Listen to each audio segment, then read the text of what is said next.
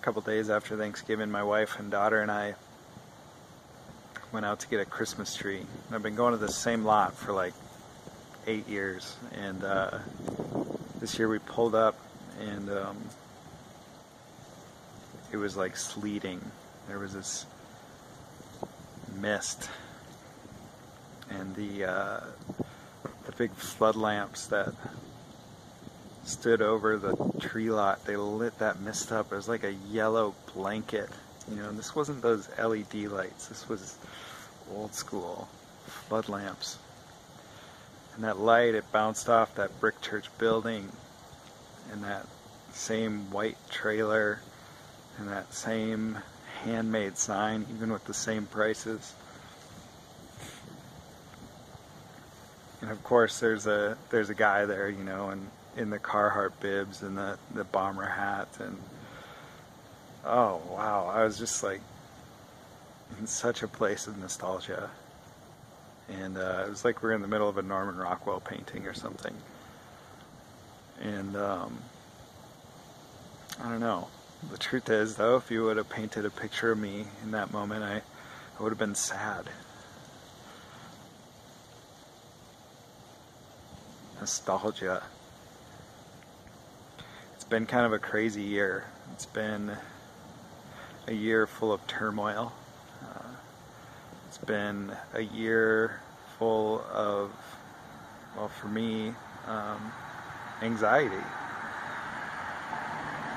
I'm starting a new community and I don't know really how to do it. I'm always asking, how are we going to get people to show up? How are we going to fund this thing? What the heck are we doing? And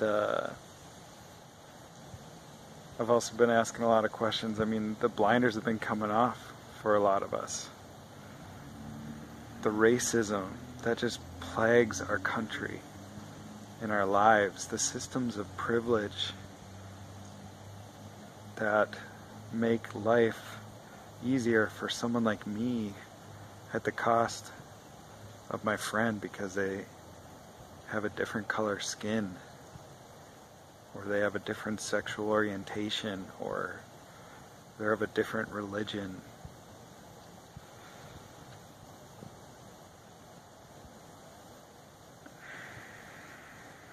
There's been a lot of pain, and it makes that nostalgia all that more seductive.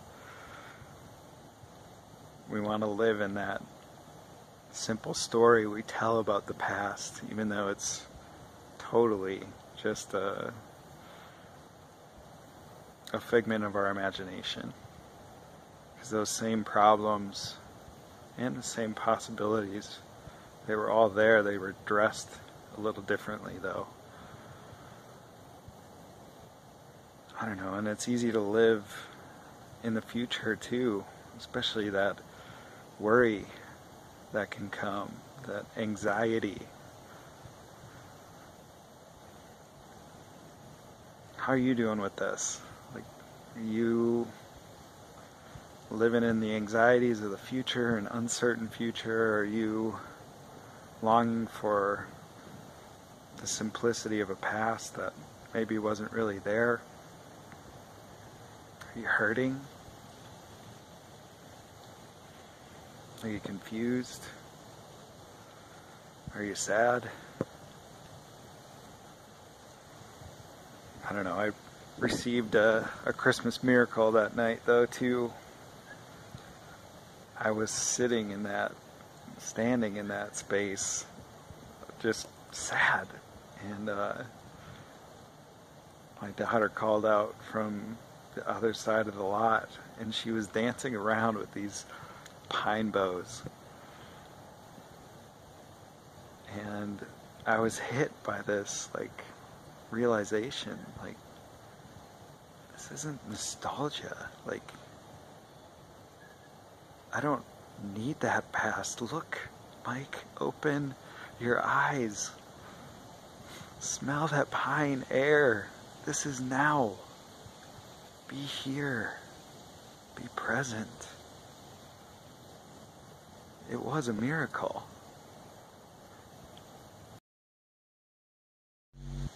I recognize that being present when you're out with your family buying a Christmas tree, that's a privilege, and I'm grateful for it. But the truth is, we can be present in anything and in everything. And that when we are being here in the moment, that is a place of great power and potential. That's a place where we can begin to heal, where we can love, where we can restrain ourselves for the sake of another, where we can create, where we can laugh or cry, where we can just be. Oh, I need help. I need help being in the present. Not living in stories of the past. Not living in the anxieties about the future. But being right here, right now with you. Seeing your humanity. Seeing your beauty. Seeing your pain. Seeing your possibility. Seeing that in one another. Honoring that. Seeing that in the tree. In those pine trees. In the dirt. And the birds. And the water. What a gift life is. If only we could help each other be present for it. I don't know.